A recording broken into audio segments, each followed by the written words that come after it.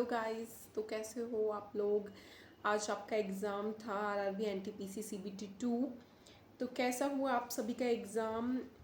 मुझे लगता है अच्छा ही हुआ होगा क्योंकि मैंने रिव्यू देखा है तो उसमें बहुत से बच्चे मतलब यही बता रहे हैं कि इजी था, इजी टू मॉडरेट था। मैथ्स में अर्थमेटिक ज़्यादा आया है, एडवांस मैथ्स कम आया है, करंट अफेयर्स भी काफ़ी आए हैं, स्टैटिक जीके भी बहुत आया है। तो ये रीजनिंग तो इजी ही बता रहे हैं।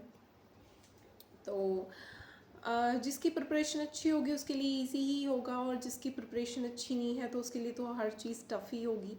तो आप लोग मुझे बताइए अपने अटैम्प्ट्स की कितने आप लोगों ने अटैम्प्ट किए हैं और कौन सी शिफ्ट में आपका एग्ज़ाम था, ताकि एक सही से एक एनालिसिस लग जाए कि क्या कट ऑफ रह सकती है। ओके। तो अब एग्ज़ाम हो चुका है, ठीक है। अब अपना ज़्यादा टाइम वेस्ट मत करो। अब ये मत सोचो कि अब एग्ज़ाम हो गया, अब आप फ्री हो।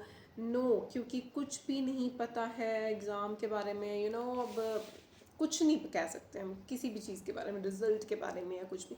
तो अपनी प्रिपरेशन को कंटिन्यू रखना है, ठीक है। टाइपिंग अब अपना फोकस टाइपिंग पे भी करो 2-3 घंटे। 2 महीने में मेरे को कुछ नहीं आता था टाइपिंग में। ओके, मेरे को भी बहुत डर लग रहा था कि टाइपिंग कैसे होगी कैसे नहीं होगी। तो हो जाता है 2 महीने में आपका बहुत इजीली टाइपिंग आ जाएगी आपको, ठीक है। डेली आप 2 घंटे प्रैक्टिस करो। और मैंने वीडियो बनाई हुई है कि मैंने टाइपिंग की प्रैक्टिस की। तो वो उसका लिंक मैं आपको नीचे दे दूँगी, कमेंट जो सेशन है कमेंट बॉक्स होता है उसमें। तो आप वहाँ से देख सकते हो कि टाइपिंग की प्रैक्टिस कैसे करें। ओके, बहुत हेल्पफुल होगी वो आपके लिए। एंड तो गाइज क्या कह रही थी मैं। हाँ, तो अब आप अपनी प्रिपरेशन को नहीं छोड़ोगे बिल्कुल भी।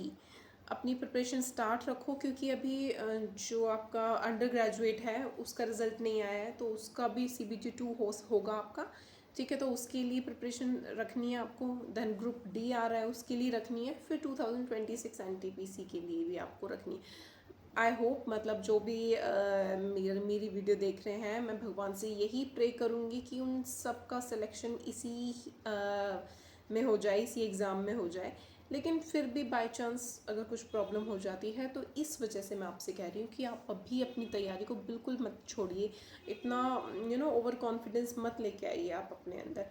कभी कभी ऐसा होता है कि जैसे कि CGL में मेरे साथ अभी पिछली जो भी हुआ था, उसमें क्या हुआ था, मेरे 326 मार्क्स थे। लेकिन स्टिल अब 326 मार्क्स पे तो हर किसी को ये लगेगा ना 390 में से कि हो ही जाएगा, है ना, मतलब अच्छी पोस्ट मिलेगी। क्योंकि उससे पिछली बार कट ऑफ बहुत मतलब इतनी ही गई थी, 326 पे तो एक्साइज इंस्पेक्टर मिल रहा था, और भी ASO वगैरह की पोस्ट मिल रही थी। और इस बार कुछ नहीं मिला, ठीक है। तो लेवल 4 भी की भी कट ऑफ मेरे को अभी याद नहीं है कितनी थी, शायद 330 के करीब थी। ओके। तो हम कुछ भी एक्सपेक्ट नहीं कर सकते हैं कि क्या है। आपके मार्क्स अच्छे भी आ रहे हैं तो भी आप ओवर कॉन्फिडेंट मत होइए। अपनी आप पढ़ाई को कंटिन्यू रखेंगे, क्योंकि अगर चलो आपका यहाँ इसमें भी हो जाता है तो भी आपको बेटर के लिए करना है, ठीक है। और भी आपको बेटर जॉब चाहिए तो पढ़ाई तो आप अपनी जारी रखोगे ही। अभी ऐसा तो है नहीं कि आप स्टॉप कर दोगे, बस एक एग्ज़ाम दे के एक में हो गया तो आपका बस हो गया, ठीक है। तो अपनी पढ़ाई को बिल्कुल भी नहीं स्टॉप करना है। चलो एक दिन का आपको रेस्ट चाहिए, कल आप घूम आओ फिर आओ, ठीक है, थोड़ा आपका माइंड भी फ्रेश हो जाएगा।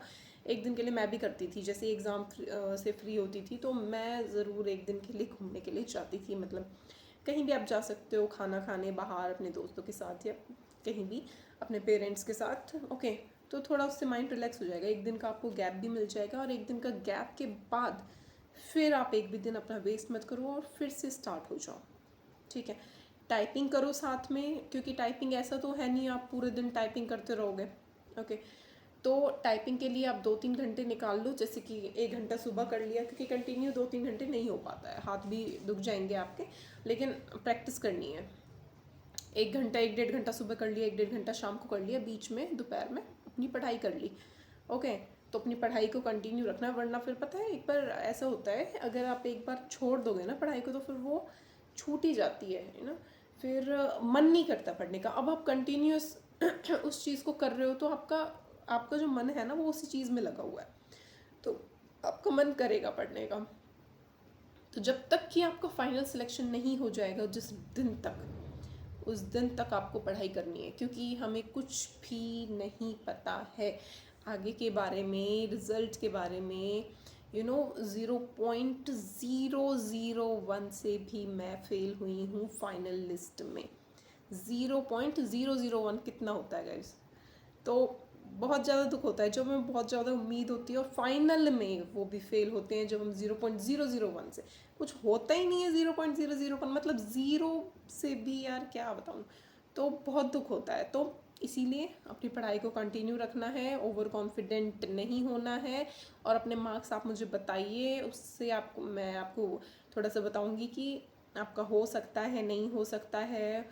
और आप अच्छी आगे की और अच्छे से तैयारी करिए, टाइपिंग की करिए, ठीक है। पेपर 2 जो भी अंडर ग्रेजुएट आ रहा है उसकी करते रहिए, और बाकी सब एग्ज़ाम्स की भी तैयारी आप साथ में करते रहो। ओके गाइस, तो यही कहना चाहूँगी मैं आपसे कि बिल्कुल भी टेंशन ना लें।